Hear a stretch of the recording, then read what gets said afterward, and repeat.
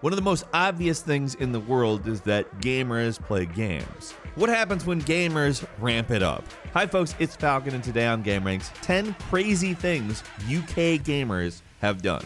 Starting off at number 10, a UK gamer found a missing American girl, that is, a missing child from another country using free pizza. So here's what happened. Two grandparents said their 4-year-old granddaughter was missing. Now what happened was their granddaughter's estranged father disappeared to Arizona with her about 3 weeks prior to this event. Now, courts had awarded the grandparents custody of this child, which, implies some not great stuff probably happened somewhere along the line. Let's not get into it because this gets way better super quick. So there was this kid in the UK named Virgil Henley. He was Facebook friends with the estranged father because they had met in gaming. So Virgil actually contacted the estranged father and talked to him, eventually offering to buy him pizza. The estranged father was in a hotel at the time, which he gave the information to Virgil. Virgil ordered the pizza, also forked the information over to the grandparents, who called the police. Bob's your uncle. Kid no longer stolen to Arizona and kept in a hotel room anymore. I mean, that's genuinely one of the nicest possible endings for that story. Normally not how they end. So, Virgil, if you're out there, if you're listening, good stuff, man. I understand this is a couple years ago, but that was a good thing you did, sir. At number 9, a kid by the name of Benji, who goes by Benji Fishy online. You may have actually heard of him. He's actually fairly big. Actually managed to cultivate a Fortnite competitive career after being left homeless after his father passed away from cancer. Humble beginnings, to say the very least, but through sheer struggle and probably some natural skill at something as reflex-oriented as a shooter, Benji went from, nothing to competing in the Fortnite World Cup, which has a $50,000 prize for qualifying. He and his duo partner eventually placed 25th, which isn't a win. However, he did walk away with a nice amount of money. He also has a huge following. Roughly 1.9 million people follow him across social media, and he sells merch. One of the things he decided to do with his success is buy his mom a house, which is awesome. Good job, man. At number 8, a UK gamer by the name of Kara Scott broke the record for playing Forza for 48 hours straight, driving literally the entire time except for 10-minute breaks allotted every hour, because otherwise something like this is very clearly unhealthy to do. It's probably unhealthy to do anyway. I'm not taking a dump on this. The point of it is endurance. And frankly, it might sound like it's not really that big of a deal. It's kind of sitting and playing a game for a long period of time. But you'd actually be shocked what kind of toll that takes on your body. If you've ever played past when you were tired, you know exactly what I'm talking about. They did that basically for the entire time. They didn't have to drive at any specific speed, like they didn't have to try to win or anything like that. All they had to do was just drive. Endurance races actually exist in real life too.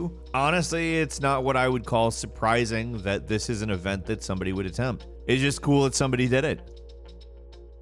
At number 7, a man playing a light gun game in his living room was mistaken for waving around a real gun, and as you know, that ain't cool in the United Kingdom, where you cannot have a gun like that, especially not out in public, waving it around in your living room at passersby, I guess. So somebody saw it, felt threatened, and called the police, which resulted in an armed standoff, which eventually resulted in them detaining the man with the gun connected by wire to a gaming console. They do try to add immersion via realistic peripherals these days when they do games like this, but I just want to go ahead and say I at no point ever really didn't feel immersed playing with the orange gun that nobody could call the police and get me detained for holding. Just saying.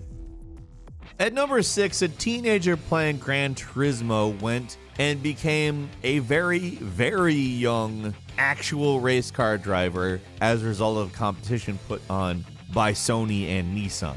The point was to find the fastest Gran Turismo driver and see if they could turn him into a pro racer. Well, not only did they find Jan Mardenborough, but he took 3rd in class in his first race. Now, this is a highly specific record and was most likely created specifically for him, but he won the Guinness World Record for youngest Gran Turismo Academy winner turned pro racing driver. But, I mean, to have a record created for you because you're like a 14-year-old who plays video games and then becomes a pro race car driver is cool, to be frank.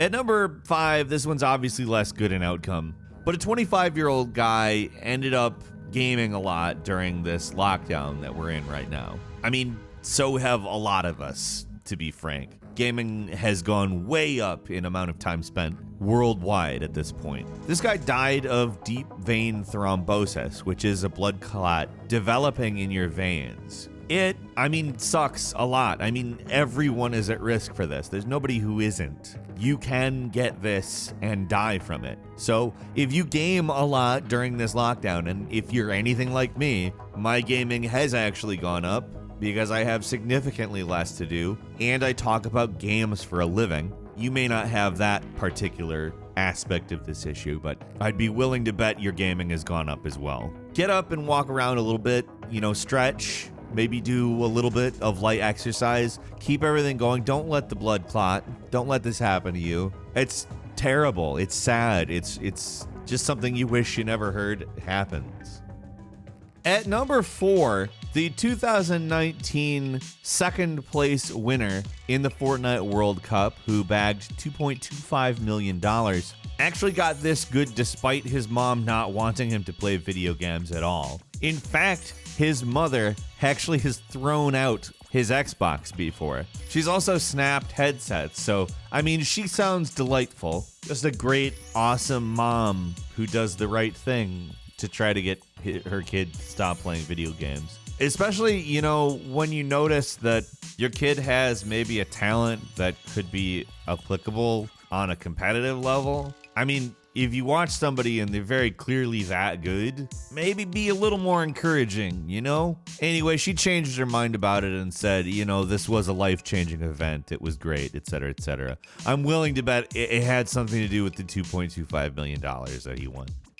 At number 3, a gamer had a seizure in the United States, and another gamer who was playing a game with this gamer realized something was seriously wrong. She started asking if he was okay, and he did not respond, which is obviously not a good sign. So she immediately called a nearby emergency room who got into contact and sent somebody over. Now, these two obviously had some sort of friendship cultivated prior to this on account the teammate did have the other teammate's address and was able to find a hospital nearby, who was able to get into contact with the family and get people over to check on him, help him medically, etc., etc. Police arrived about 40 minutes after he started having a seizure, and he wasn't in good shape. They were able to help him, save him, everything. Nothing turned out badly here. In fact, this is a fantastic story with a very good outcome. At number 2, a popular Fortnite YouTuber by the name of FaZe got banned from Fortnite for using an aimbot, which he admitted to doing on the stream. It was not a competitive game or anything. I'm sure it was irritating for somebody, and I'm sure that was probably the point. You don't really stream yourself cheating in other contexts. It's a trolling thing. But he posted an apology video because he really felt like it was bad. His career was tied to the game. He's a Let's Player and has streamed the game a lot. He got a lifetime ban for it. He's not allowed back on the game, which is kind of weird because there are people who have done aimbots in a competitive context, like in an actual tournament, who got temporary bans and were allowed to play in the World Cup. But, whatever. More people are invested in a competitive gamer than, I guess, a non-competitive gamer. And number 1, perhaps the most absurd of all of them, a British gamer girl sold her bathwater and sold a lot of it. I mean, a lot of it. Now, there was a lot of arguments about this that I just don't care to relitigate, and to be honest, didn't care about when they happened. I don't really care what you think about this. I don't really think about this quite often, to be honest, either. This is very frankly an example of an astounding enterprise that if I could do, I absolutely would do, because selling $30 jars of water to people who can get water for free, you're a good salesperson regardless of what anybody thinks of you. I don't necessarily agree that it's worth $30 or that people should have bought it, but people did buy it, and that's amazing. It's crazy. It's stupid. No one should have done this, but they did, and she laughed all the way to the bank.